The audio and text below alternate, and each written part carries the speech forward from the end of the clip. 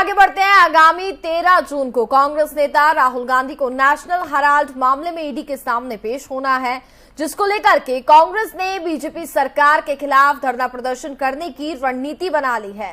कांग्रेस के द्वारा कल 13 जून को प्रदेश के सभी जिलों में धरना प्रदर्शन किया जाएगा और जिला प्रशासन के माध्यम से केंद्र सरकार को ज्ञापन भी भेजा जाएगा। कांग्रेस की इस राजनीति पर बीजेपी ने कटाक्ष किया है। कांग्रेस के कार्यक्रम को लेकर बीजेपी के प्रदेश उपाध्यक्ष डॉक्टर देवेंद्र भसीन का कहना है कि कांग्रेस को हमेशा ही राजनीति करने की आदत पड़ी हुई है, जबकि ईडी के द्वारा अपना काम किया जा रहा है। वहीं अलका लांबा ने पत्रकार वार्ता करते हुए कहा कि वह बीजेपी को खुली चुनौती देती हैं। वहीं समूची कांग्रेस राहुल गांधी के साथ दिल्ली की सड़कों पर रहेंगी और देश के सभी राज्य में कांग्रेस प्रवक्ता प्रेस कॉन्फ्रेंस करने वाले हैं। तो नेशनल हेराल्ड मामले में आपको बता दें, राहुल और सोनिया गांधी दोनों को ही समन भेजा गया था। हालांकि ईडी के सामने अभी तक दोनों में से किसी की भी पेशी नहीं हुई है, लेकिन 13 जून को यानी कि कल राहुल गांधी की पेशी होनी है और उससे पहले ही देश भर में कांग्रेस अपना प्रोटेस्ट कर रही है। साथ ही कांग्रेस प्रेस कॉन्फ्रेंस करती हुई नजर आ रही है। अलग अलग राज्यों में बात करें तो अलग अलग शहरों में सभी लोग प्रेस कॉन्फ्रेंस करते हुए नजर आएंगे। कांग्रेस के जितने भी दिग्गज नेता हैं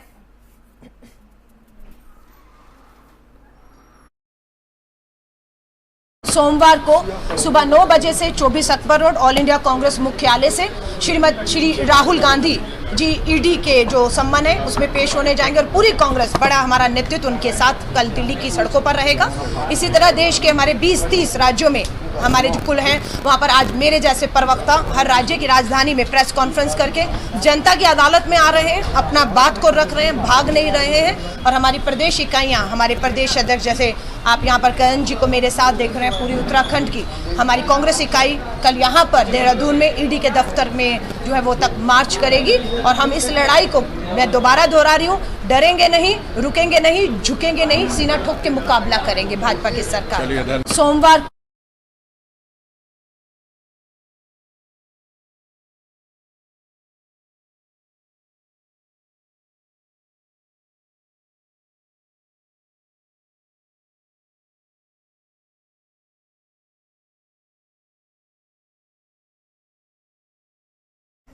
जिला कांग्रेस कमेटी उत्तरकाशी द्वारा पार्टी के जयपुर चिंतन शिविर में हुए महत्वपूर्ण निर्णयों को मूर्त रूप देने के लिए आज जनपद मुख्यालय के नगरपालिका सभागार में नवसंकल्प क्रियान्वयन कार्यशाला का आयोजन किया गया।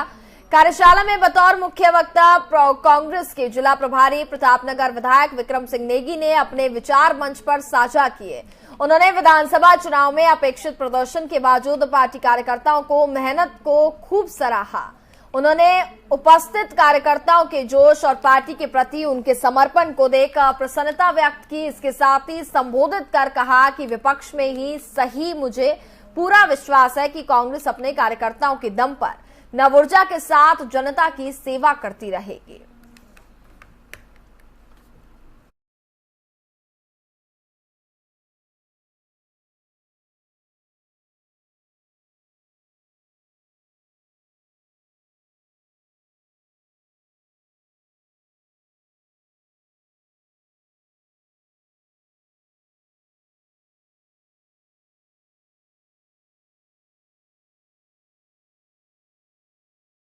जानकारी आप तक पहुंचा रहे हैं, जहां एक और चंपावत उपचुनाव में हार के बाद कांग्रेस मंथन करती हुई नजर आ रही है। कांग्रेस का साफ तौर पर यह कहना है कि जो भी कमियां रह गई हैं इसको लेकर के हम मंथन जरूर करेंगे। आखिरकार क्या कमी रह गई, किस कारणवश जनता ने हम पर भरोसा नहीं जताया है। जिला कांग्रेस कमेटी उत्तरकाशी द्वारा पार्टी के जयपुर चिंतन शिविर में महत्वपूर्ण फैसले जो भी लिए गए थे उसको मूर्त रूप देते हुए आज जनपद मुख्यालय के नगरपालिका सभागार में नवसंकल्प क्रियान्वयन कार्यशाला का आयोजन किया गया है। कार्यशाला में बतौर मुख्य वक्ता कांग्रेस के जिला प्रभारी प्रतापनगर विधायक विक्रम सिंह नेगी ने अपने विचार मंच पर साझा किए। उन्होंने विधानसभा चुनाव में अपेक्षित प्रदर्शन के बावजूद पार्टी कार्यकर्ताओं की मेहनत को खूब सराहा। उन्होंने उपस्थित कार्यकर्ताओं के जोश और पार्टी के प्रति उनके समर्पण को देख प्रसन्नता भी व्यक्त की है। इसके साथ ही संबोधित कर कहा कि विपक्ष में ही सही मुझे पूरा विश्वास है कि कांग्रेस अपने कार्यकर्ताओं के दम पर नव ऊर्जा के साथ जनता की सेवा करती रहेगी।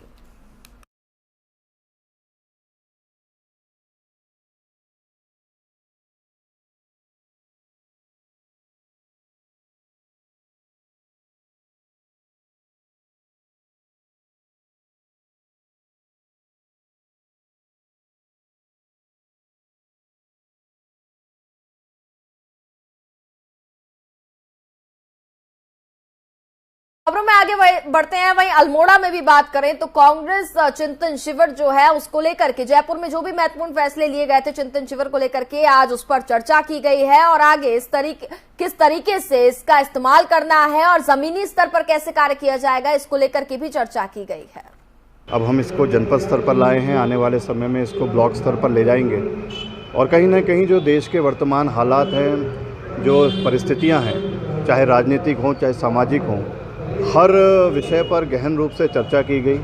जो उत्तराखंड के परिणाम आए उनके मूल कारणों की समीक्षा भी हुई है और आने वाले समय में इन चुनौतियों से हमने कैसे लड़ना है, कैसे हमने आगे कांग्रेस को और मजबूत करना है, संगठनात्मक रूप से भी और निश्चित तौर पर जनता के बीच जो कमी रह गई, जिन मुद्दों को हम लेकर गए थे, जो यहाँ की सामरिक आवश्यकताओं की पूर्ति के लिए हम मुद्दों को हमने उठाया था, आखिर ऐसा क्या हो गया कि हम जनता के बीच उनको सही तरीके से नहीं रख पाए। कार्यकर्ताओं की मूल भावनाओं को भी जानने का प्रयास कर रहे हैं और हमारा यही लक्ष्य होगा कि आने वाले समय में निश्चित तौर पर संगठनात्मक रूप से भी हम कांग्रेस को कैसे मजबूत करें, आगे की चुनौतियों का कैसा सामना करें, इन सब को लेकर विस्तृत रूप से इस चिंतन शिविर के माध्यम से हम कार्यकर्ताओं की भावनाओं को जानने का काम कर रहे हैं। जो हमारा राष्ट्रीय स्तर का उदयपुर में जो नव संकल्प क्रियान्वयन कार्यशाला आयोजित हुई थी, तो उसी के परिप्रेक्ष्य में पूरे जिलेवार पर्यवेक्षक भेजे गए हैं और आज जो हमारी इस देश के राष्ट्रीयता से जुड़ा हुआ प्रश्न है, इस देश के विकास से जुड़ा प्रश्न है, इस उत्तराखंड के विकास से जुड़ा प्रश्न है, इन सारी बातों को लेके और कैसे संगठन को और सशक्त किया जाए, पूरे बूथ स्तर से लेके प्रांतीय और राष्ट्रीय स्तर को, उसको लेके गहन चिंतन किया जा रहा है, विचार विमर्श किया जा रहा है। और मुझे लगता है कि इस नव संकल्प के माध्यम से कांग्रेस नई ऊर्जा के साथ, कार्यकर्ता नई ऊर्जा के साथ, एक नए संचार के साथ आने वाले चुनाव में आगे फतह करेंगे। करण जी, आपका बहुत बहुत स्वागत है। सबसे पहले लाए हैं, आने वाले समय में इसको ब्लॉक स्तर पर ले जाएंगे। करण जी, जिस तरीके से हमने देखा कि चंपावत उपचुनाव में हार हो या फिर विधानसभा चुनाव में हार हो, उसके बाद अब कांग्रेस जहां एक और पूरे देश भर में चिंतन शिविर आयोजित कर रही है, जयपुर में भी चिंतन शिविर हुआ और अब उत्तराखंड में भी बात करें तो चिंतन मंथन किया जा रहा है। क्या तैयारी है सर अब कांग्रेस की? देखिए, हार का इससे कोई लेना देना नहीं है। आपने इसको जो शुरुआत की, पहले तो मैं यही कहूंगा कि गलत है जी। राजनीतिक दलों के उसमें चलता रहता है, ऊंच और नीच चलती रहे, हार और जीत भी अपनी जगह है। लेकिन हमारा चिंतन शिविर लगातार कांग्रेस को और लोकतंत्र को मजबूत करने के प्रति ये पहला कदम है। और इस चिंतन शिविर का जो मेन मोटो दो हैं, एक हमने जितने भी पुराने हमारे लोग हैं उनसे अपील करी है कि हम लोग देश की एकता अखंडता को बनाए रखने के लिए जो सौहार्दपूर्ण वातावरण भारत का था उसको मेंटेन रख सकें। जो हिंदू मुस्लिम सिख ईसाई हम सब हैं भाई भाई, हिंदुस्तान को एक बांधने वाला नारा था उसको और मजबूत करें। भारत छोड़ो जोड़ो अभियान के तहत ये कार्यक्रम चल रहा है। जिस तरीके से एक पार्टी विशेष पोलराइजेशन ऑफ वोट के लिए हिंदू मुसलमानों के दंगे करा रही है, अन्य जाति धर्म के लोगों को डराने का काम कर रही है, कांग्रेस पूरे देश में यात्राएं चलाकर लोगों से मिलकर उस पुराने माहौल को वापस लाने चाहते हैं जिसमें हिंदुस्तान का आदमी, हर आदमी भारतवंशी था, जिसमें हर धर्म जाति के लोगों को इज्जत थी, एक दूसरे के प्रति प्रेम था। लेकिन बीजेपी ने जो घृणा का वातावरण पूरे देश में फैलाया है, उससे लड़ने के लिए ये कांग्रेस एक मुहिम चला रही है। उसी के तहत ये जो हमारे चिंतन शिविर चल रहे हैं उसी को लेकर मंथन है कि कैसे हम कांग्रेस को मजबूत करें और कैसे हम राष्ट्रीय मूल्यों का संरक्षित कर सके राष्ट्रीय मूल्यों को, और कैसे देश की एकता और अखंडता को बनाए रख सके। बिल्कुल करण जी, वहीं विधानसभा बजट सत्र भी शुरू होने वाला है, इसको लेकर के कांग्रेस की क्या कुछ तैयारी है? क्योंकि जो जानकारी मिल पा रही है, सरकार को घेरने की पूरी रणनीति जो है वो तैयार की गई है। क्या कुछ प्राथमिकता रहेंगी सर आपकी?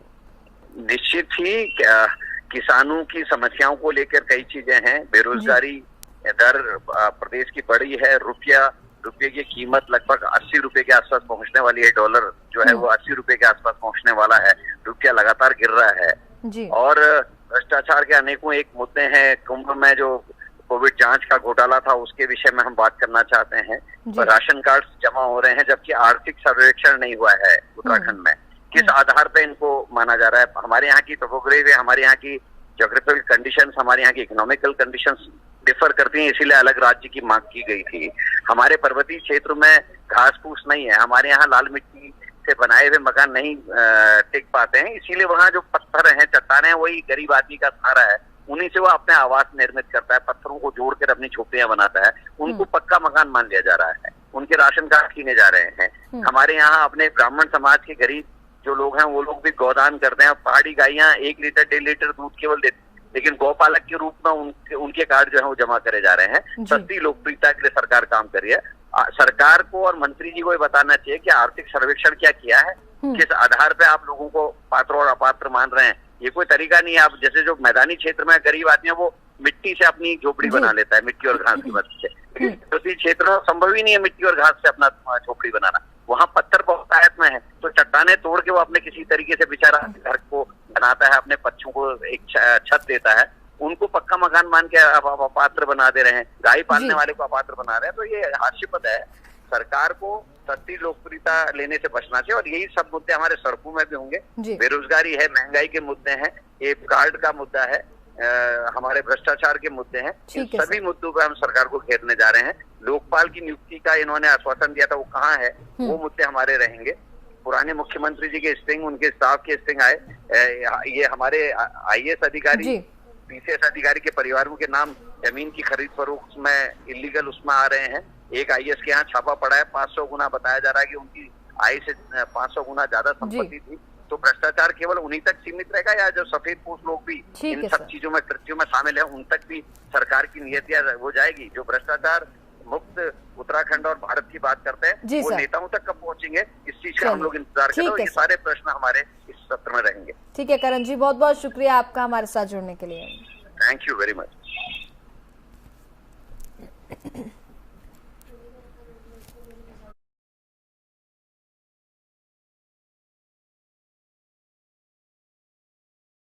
और इसी के साथ फिलहाल वक्त हो चुका है एक छोटे से ब्रेक का।